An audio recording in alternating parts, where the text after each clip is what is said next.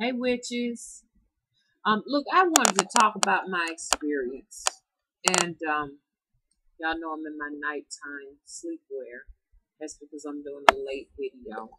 Let me tie this up. I'm on the camera. This should at least be tied up. But I'm here tonight with you. My name is Spirit Tree, not Ema.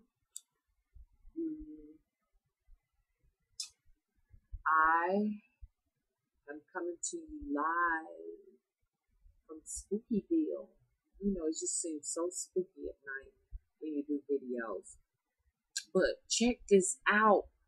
The reason why I am here is because I wanted to discuss some things with you all um, about an experience I had. I'm going to make a long story short because if I tell you everything, then the video will be too long. I went to the country. I was out in the woods. Just so happened I came out of the woods and there were other people with me. And one of the guys was pointing across the street and said, there's a police officer that lives over there. And I was like, oh, okay. And there was a big black woolly dog. And so the man knew the dog. So he said, hey, Bear, come here, Bear. So Bear came across the street.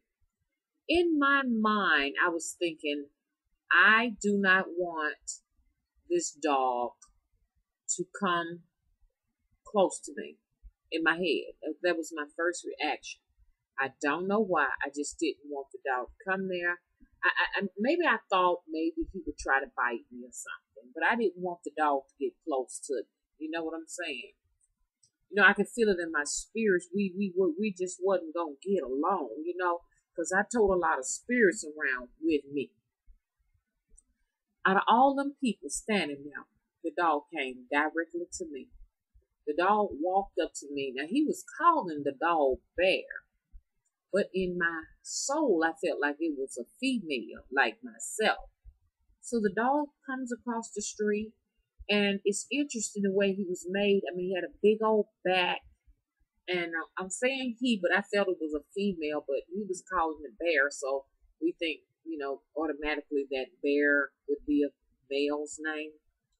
And he was so jet black. I mean, his eyes was piercing jet black, big black nose, and just big woolly hair.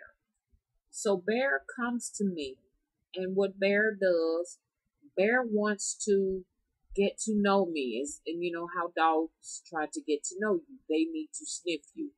This dog comes to me and sniffs at my shoe. Okay? I did not want to touch the dog. I knew that, our spirits were not going to connect and the two of us just was not going to vibe. You know what I'm saying?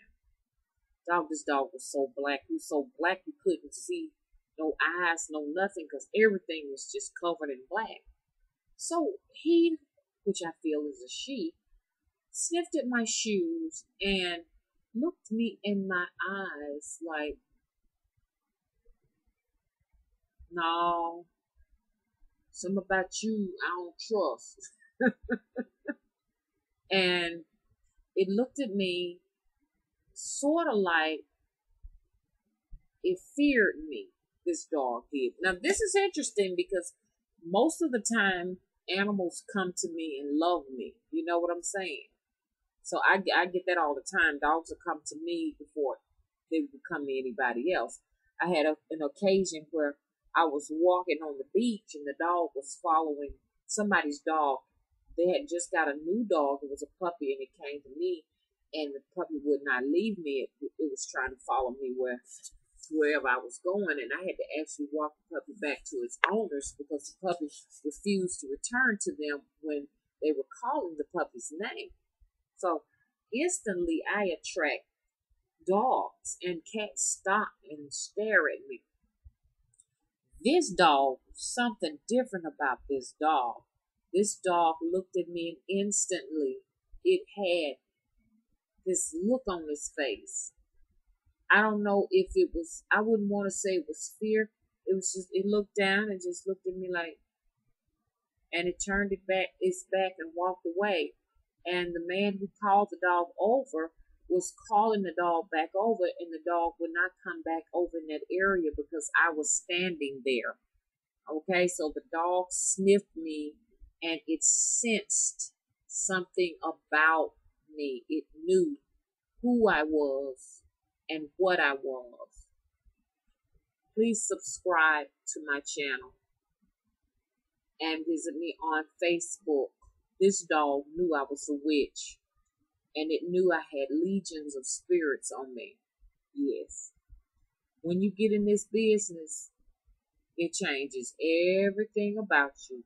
You ain't never, ever the same. You gonna sub? Okay. I'll be looking for you in our virtual coven. Bye-bye.